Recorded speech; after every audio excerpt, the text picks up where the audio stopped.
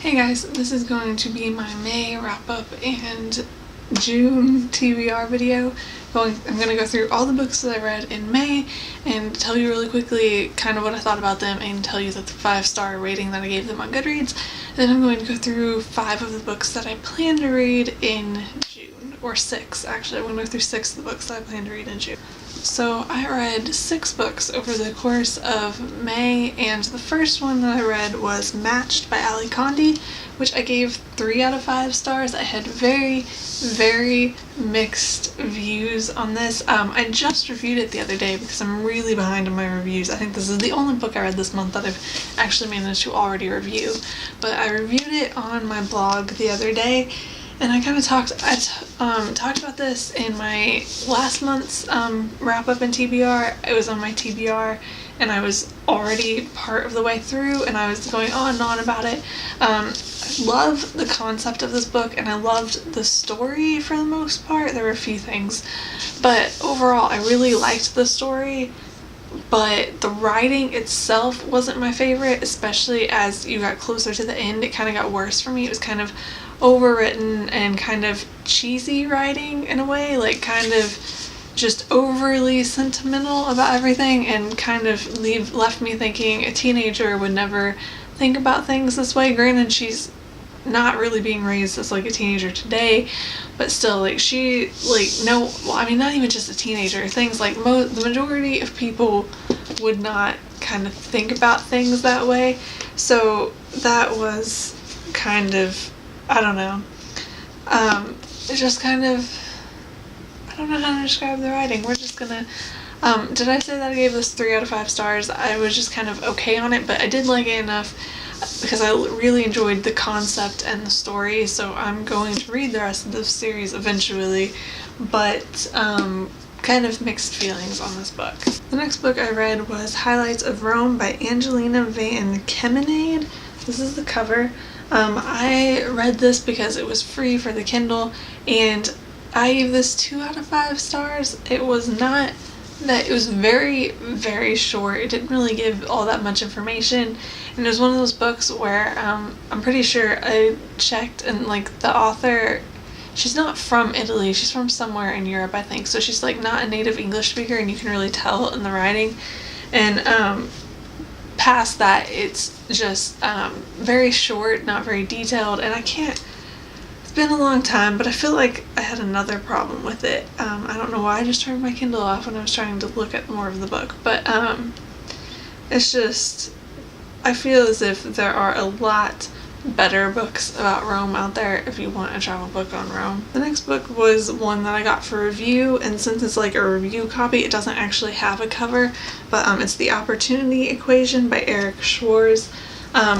Like I said, I got this for review off Edelweiss. I don't know how to say that correctly, but I gave this 3 out of 5 stars. It's about education, but the author isn't like a teacher or anything. He created this program called Citizen Schools, which you may or may not have heard of. I hadn't before this book.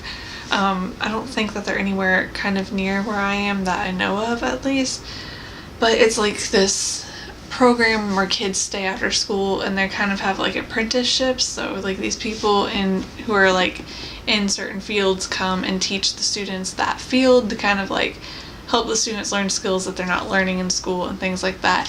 And this book was kind of written about how that helps students overall. And the reason why I gave it 3 out of 5 stars and not really more is because the first half of the book is kind of the history of how the program was founded, and then the second half is more like an argument for why this program works and why people should use it and things like that. And I wasn't so much into the history part.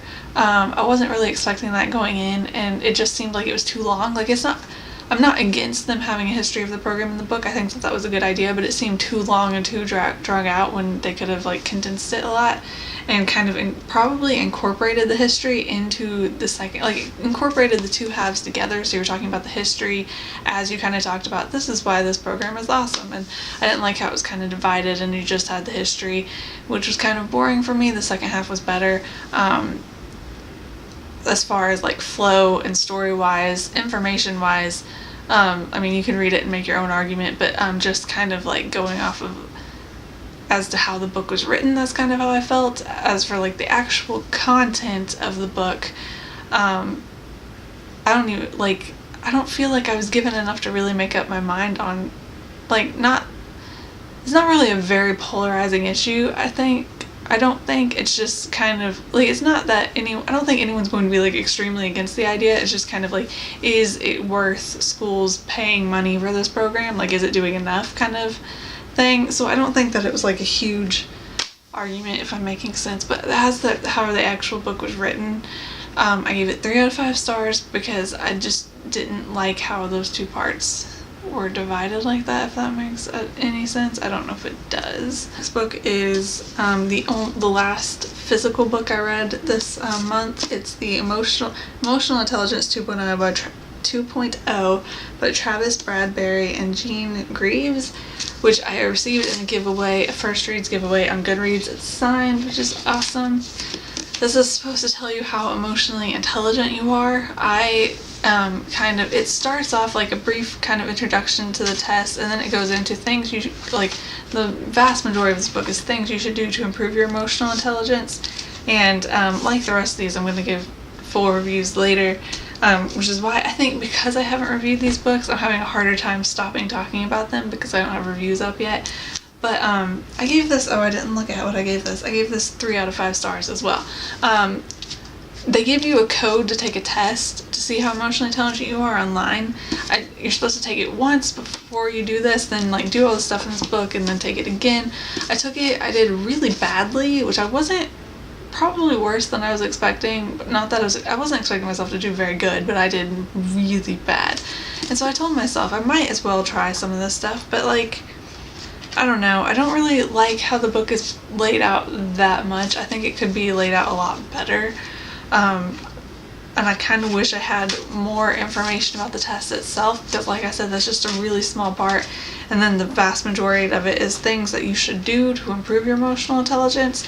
So I wish there was more kind of information at the beginning of the book than there is, and some of this stuff seems kind of odd, like just hard things to kind of keep in mind, because I've completely forgotten that I was even trying to do this.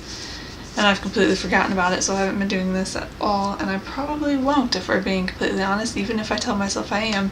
And I'm usually pretty good at sticking to things, but these are such vague kind of things that it tells you to do that it's kind of difficult. So 3 out of 5 stars. I mean, if you really want an emotional intelligence test, this is out there, but it's not, like, I don't know what else is out there in comparison to other emotional intelligence tests, but this one kind of, like, I'm just kind of neutral on it. I don't really have strong feelings either way.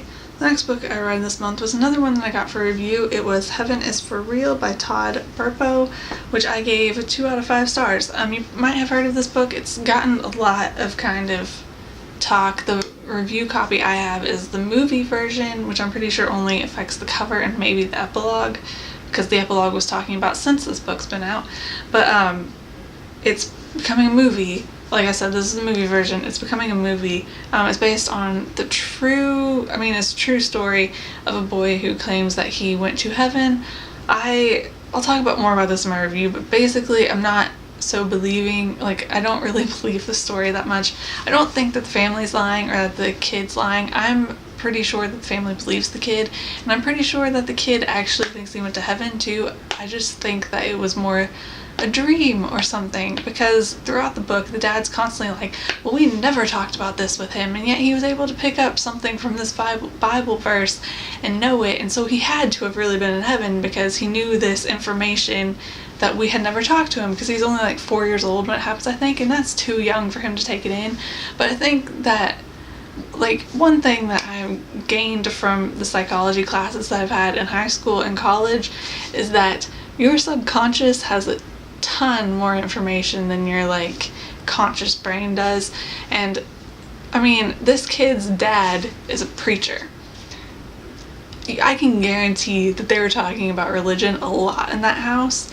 That kid heard so much about religion, and not, of course he was only 4, so it was probably going in his head and he wasn't really processing most of it, but it's in his subconscious.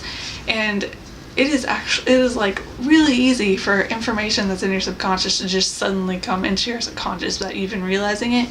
Like, that kid heard all of that information. I don't doubt that at all. Like, he heard all of that information and it was there, and you can't argue otherwise to me that it was in his head somewhere. And I'm not, like I said, I think he really thinks that he went to heaven and that he was able to call that information that was in his subconscious to his conscious in like this sort of dream kind of thing. So I really believe that him and his family think that he went to heaven. I just don't think that he did, but I'll go talk more about that in my review. So I gave that 2 out of 5 stars. It had good writing. I think it had it was very easy to read and very like held your attention, even though I was kind of like disbelieving the entire time. But I'm giving it 2 out of 5 stars just because I didn't find the story believable at all. So it was kind of annoying, especially towards the end, to read. The last book that I read this month is another one that I read because it was free for Kindle, and that is Emma by Jane Austen. I downloaded a bunch of Jane Austen books, which you'll see on my TBR, because 4 or 5 I think, because they were free. I'll probably go back and download the others if they're free too. But I read this one first. I've heard a lot about Emma, but I also yet know nothing about it. I've read Pride and Prejudice before, although I downloaded it because I don't own a copy of it, and I own Sense and Sensibility and have read it. I don't know where my copy is, but I think it's in my closet, but it's somewhere. And I've read both of those, and I've always wanted to read her other books. So I read Emma, and I read something before I started it, or like right when I started it, about it being her best book. Like, critics claim that it's her best book or something like that. I did not look at, I think I gave it 4, I only rated this the other night. You'd think I would remember, but I think I gave it, 4 out of 5 stars. I gave it 4 out of 5 stars. I really liked it. I think there was also something about how Jane Austen said that she knew she was writing a dislikable character and people would hate her. I actually didn't hate Emma. There were some times where it was like, I thought that she really needed to take a step back and actually think about stuff. But, I mean, especially when, what's her name? The new girl, she's not like new, but the guy, I'm horrible at names. I just have to clarify that I did actually read the book, but I never ever remember characters or people in real life's names, ever. I'm horrible at it. Absolutely terrible.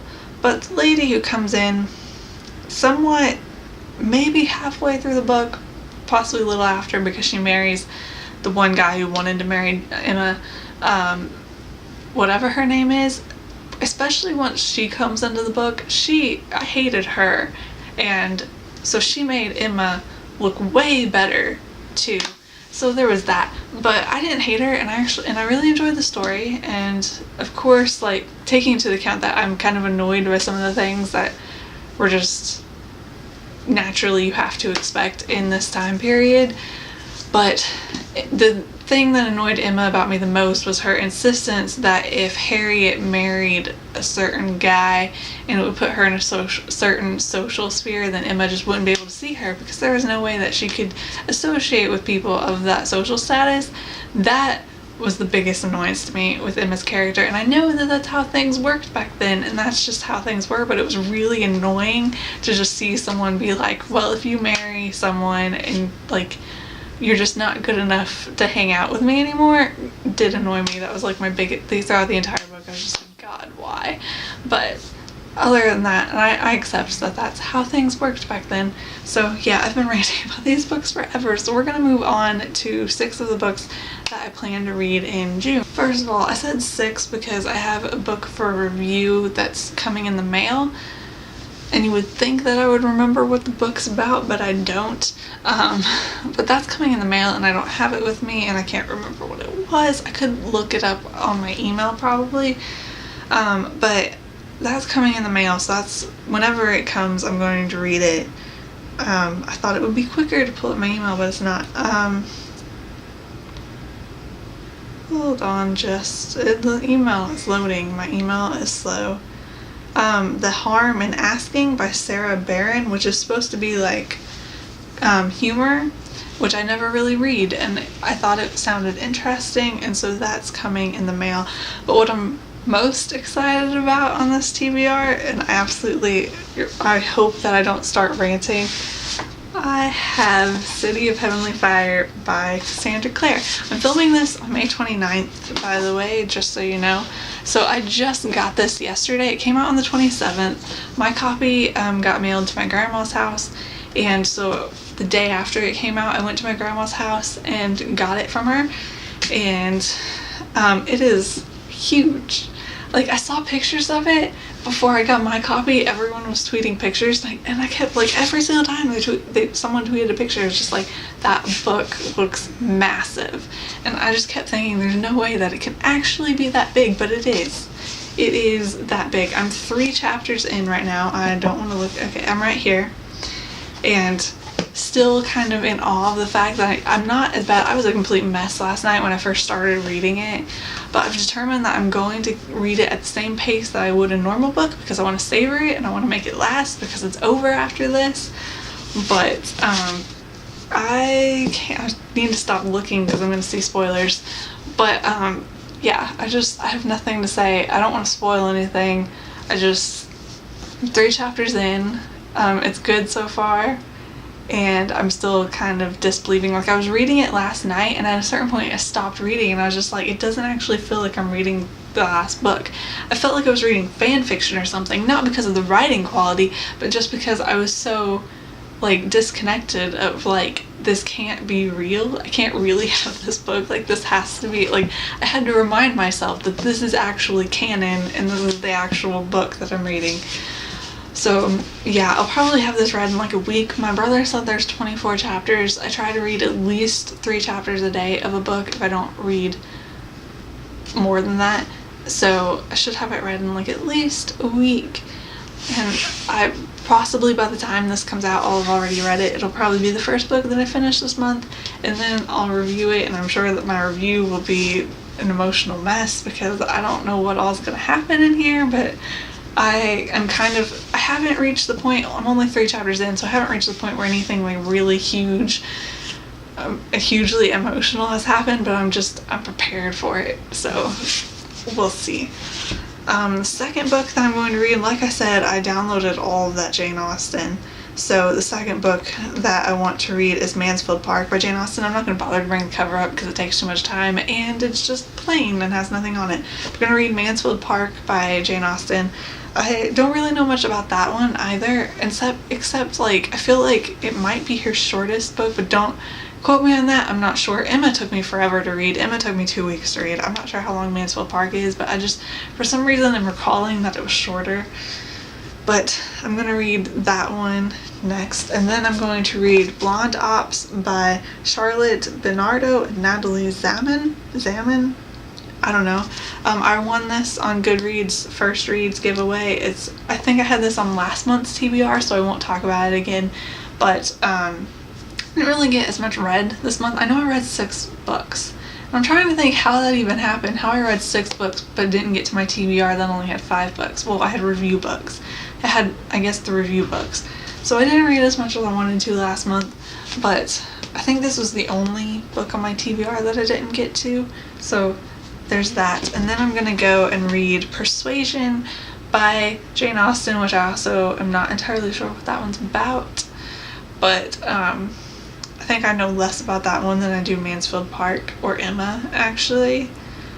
But I'm going to read that one after that. And then the last book that I'm going to try and read this month is The Zero Marginal Cost Society, The Internet of Things, The Collaborative Commons, and the Eclipse of Capitalism by Jeremy Rifkin, which I won on Goodreads First Reads. I'm trying to get all of those books out of the way.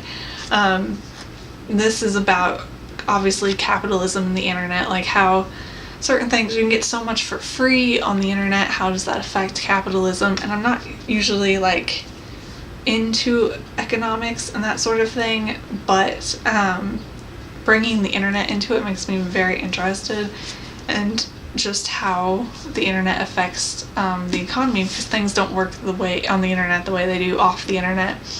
So it definitely affects things, and I look forward to reading more about how it affects things and things like that.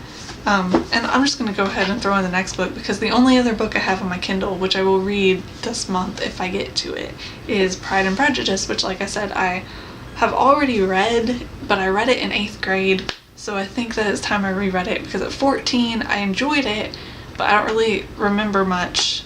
That's not entirely, well, I don't want to say, I do remember it because I remember the movie, which I've watched since, but I want to reread the book again, and I didn't own it, so now I own it on my Kindle. So yeah, that is all for this month. I feel like I always try to shorten these videos each month, like make it shorter than I did last month, and that kind of flew out the window this month. I feel like this is insanely long, but I will see you guys later. Bye.